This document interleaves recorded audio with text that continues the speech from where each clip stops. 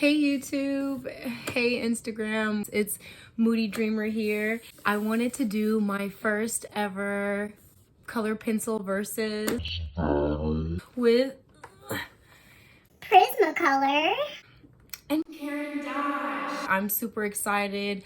I've had both sets for quite some time now. Everybody loves to pit Prismacolor and Faber-Castell, and let's be real, Faber-Castell is a hard pencil, Prismacolor is a soft core pencil, so they're both kind of gonna do different things. It'll be really cool to see these pencils match up against each other. Also, like for anybody who's trying to figure out like the best bang for their buck, let's just get into the drawing. Let's just draw. So I've gone ahead and split the screen for this comparison video with Caran D'ache on the left and Prismacolor on the right. I'll have this popping up a few times throughout the comparison just to remind you guys which side is which. I also wanted to take the time to let you guys know that I did freehand both of these drawings, so they're not going to be 100% the same at the end.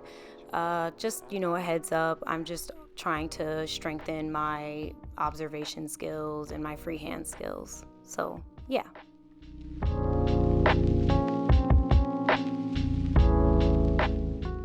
So first I'd like to start out with just a brief background of both pencil brands. Starting with Caran D'ache, it was founded in 1915 in Geneva, Switzerland. I mean, essentially they've been able to supply creatives and writers all over the world with writing and drawing supplies for over 100 years. So they definitely have their formulas down, they definitely have a system down, and that's honestly what you're going to pay for when you purchase Caran D'ache. And in this sense, Prismacolor is essentially the same. They've been around since 1938. And although Prismacolor's history is a little bit more convoluted, they've gone through a couple of rebrandings. They're another company that, again, has been able to sort of isolate formulas and keep themes consistent. And that's honestly what you're going to pay for with Prisma too.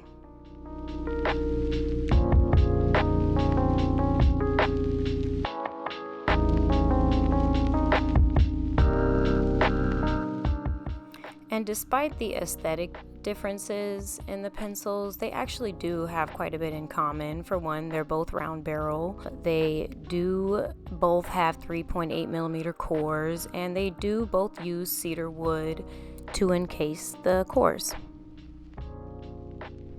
Now, Caran D'ache went ahead and capped their ends, and they also provide a color swatch on the ends of their pencils. And Prismacolor's barrel is completely swatched in the color of the core. However, I feel like because the Caran D'ache's wood casing doesn't have any like extra lacquer or pigment added to it, they just have this weightlessness to them that you would never ever think they have just by looking at the pencil. The pencil looks thick, it looks like it should be heavy, but because it doesn't have that lacquer or that extra pigment weighing the wood down, it's actually a very light pencil to hold. They also both ascribe to the ASTM D6901 light fast scale, and I will have the numbers popping up right now, but just so you know, out of the 150 colors Prismacolor has available, about 85 are light fast, so a little more than half.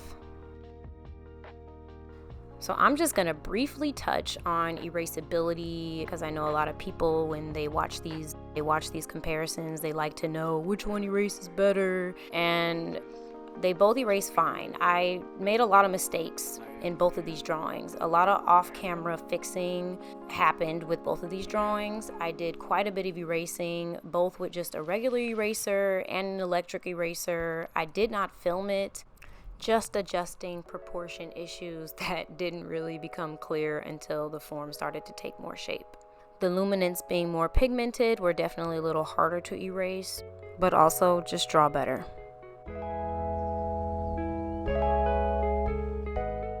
I'd like to segue into the next main topic, which is color availability. So Caran D'ache has 76 pencils, and they recently just released an extra 24 pencils, giving them 100 pencils total.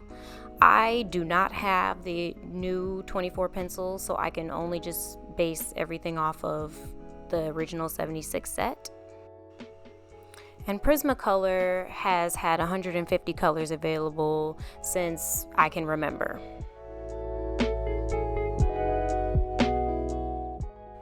And when it came to the lips and the hair of this drawing, Prismacolor definitely had the upper hand. They just had more bright, vibrant colors that, of course, we all know are not light fast whatsoever, but they look really, really nice going down. And when you photograph it, they're going to be super bright. And having these vibrant, bright colors available is definitely going to make you more commercially marketable. With really the biggest disadvantage being the flatness that comes with super bright colors. They're just always so flat, no dimension. Whereas contrastingly, richer, deeper colors tend to aesthetically look less pleasing, but in the end make your drawing better. Like just by looking at both drawings, like even right now, especially, I'll zoom into the area that I'm talking about, but in this area right here, you can just really tell the difference in pigment quality. Caran D'ache pigment is really, really strong. It's really coming through. Prismacolor browns and the reds are looking a little bit more flat. A positive for both sets is the amount of gray. I love having a lot of grays. I love having cool grays and warm grays and French grays and green grays. Grays are just, I don't know, they're just, you know, I have a gray sketchbook. I'm literally drawing in a gray sketchbook. So, I mean, I just love gray, and I feel like both sets did a very good job at giving me my grays. So thank you, Prismacolor, and thank you, Caran D'ache Luminance. Thank you.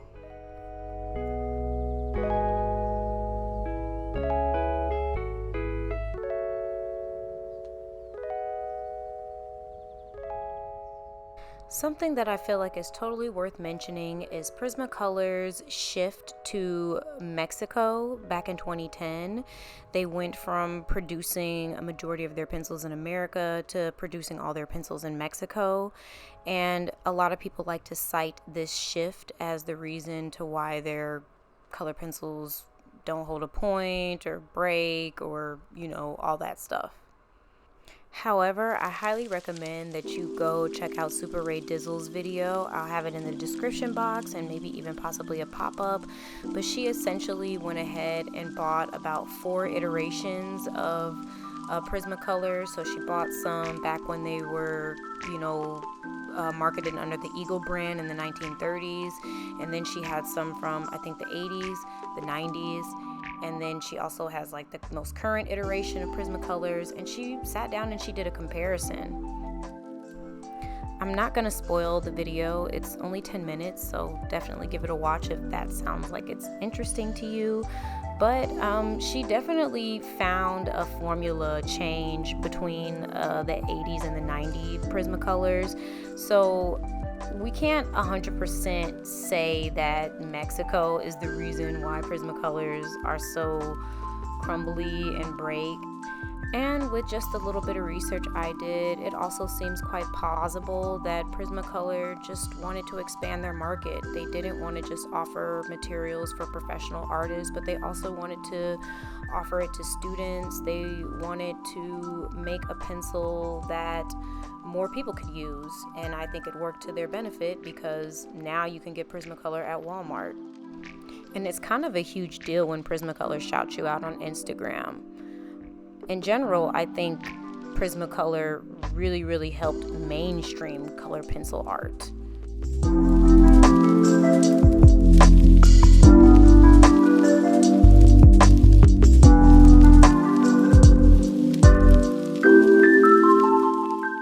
The next main topic I'd like to cover is blending. Caran D'ache and Prismacolor both come with their own blender pencils. These pencils don't have any pigment in them. They're literally clear color pencils. I've used both blenders in other drawings, but I did not use them in this versus battle, mainly because I knew that Prismacolor definitely gets what a lot of people like to call wax bloom, where you really just can't add any more layers of color or pencil after a certain point, and you definitely are going to need some type of like liquid blender to take away that waxy film.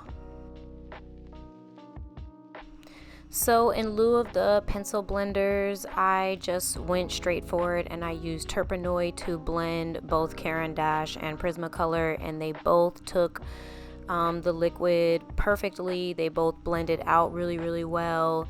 And you know, you almost get like a painterly effect when you blend your color pencil like this. So in terms of performance with a liquid blender, they're both pretty evenly matched, but I will say that I did not have to use as much liquid blending with my Caran D'ache as I did with my Prismacolors, because once again, Prismacolors are really, really waxy, so they're going to get that wax bloom.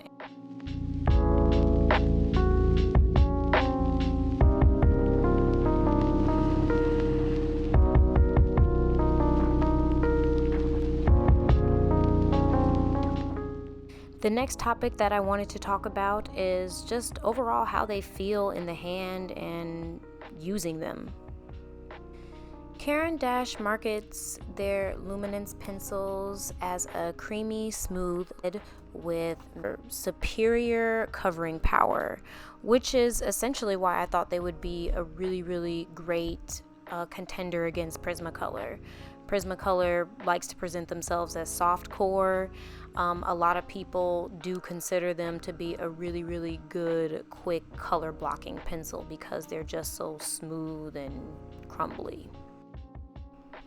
On the other hand, Luminance wants to be these pencils that are smooth and can lay down, but also can hold a point. And that is essentially what they do. But because they can hold a point, to me, they're not creamy.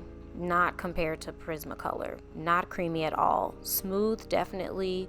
Not very creamy though.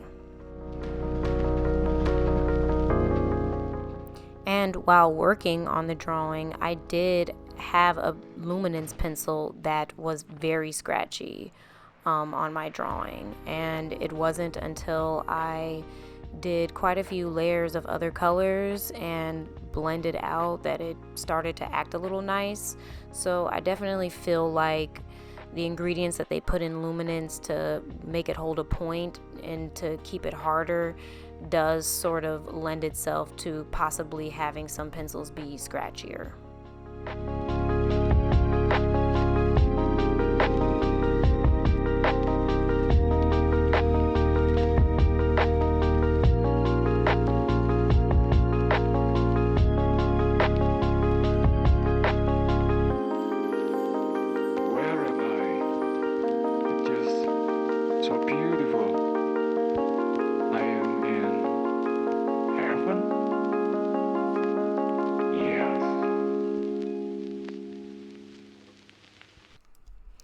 So while I'm starting to get to the end and final details of both drawings, I'd like to cover the last topic, which is essentially who are these pencils for, sort of, and just like my last final thoughts. While I personally consider both sets of pencils to be artist grade, Prismacolor definitely leans itself more into the student grade category. The pigmentation is flatter. And even though they have quite a bit of color variety, these colors are definitely going to fade. They don't have good light fast ratings. And something that is widely and often debated in the color pencil community is the production quality of Prismacolor. A lot of people feel like the production quality has taken a downhill turn in the past few years. They just feel like the pencils aren't as good quality. The cores are no longer centered, and you can definitely see that because they don't cap the edge.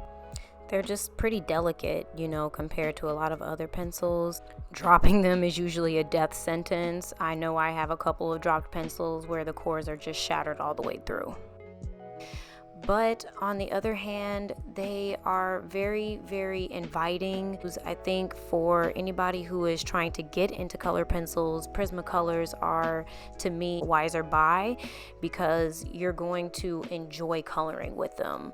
They're incredibly creamy, incredibly smooth, and you know, for people who often worry about, can they blend pencil, can they make pencil look like it's not pencil, Prismacolors are definitely going to help you with that.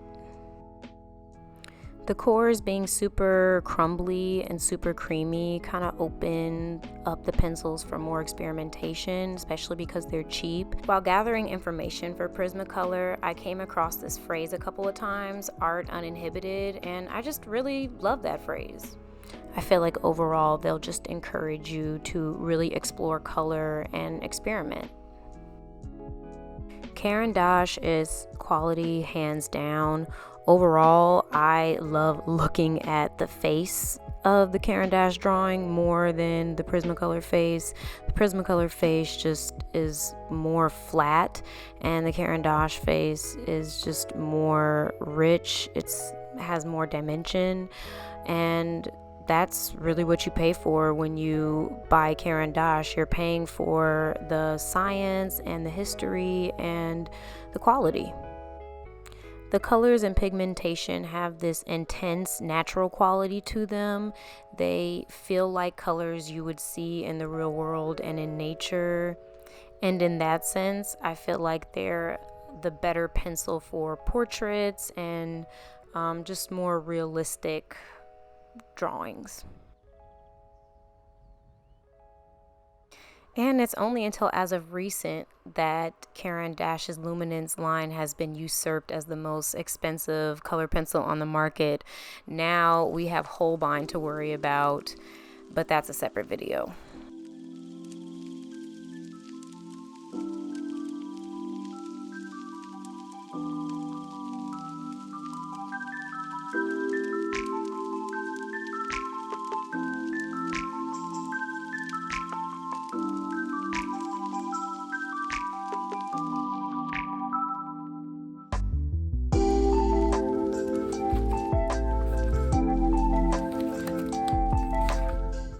So they both turned out really, really, really good. I think the performance of both pencils speak for themselves. Now, I feel like we do need to talk about these whites a little bit. Everybody loves the Caran D'ache white. I love the Caran D'ache white, but I'm going to be completely honest when I say this Prismacolor white, I love it a little bit more than the Caran D'ache white. And I've definitely heard of artists melting the cores of Prismacolors are just so crumbly, sort of like almost using them as like more of a paint type of. I just love when a pencil has so many uses. I feel like as far as what I enjoyed drawing with more, you guys are waiting for that, I actually enjoy drawing with the Prismacolors more. They are just so soft. They're just an incredibly soft pencil. Overall though, Caran D'ache has a richness in their pigment that I really don't think Prismacolor quite matches quite yet. Of course, once you photograph them or scan them, you're not really going to see too much of a difference, but in person, you can definitely see a difference as far as performance and richness. And overall, the Caran D'ache drawing is a stronger, better drawing. And then of course, there's always that pesky light fast issue. While you can definitely pull light fast colors from Prisma's 150 set, I feel like you'd be better off investing in a brand or set that's already light fast and has better pigment quality.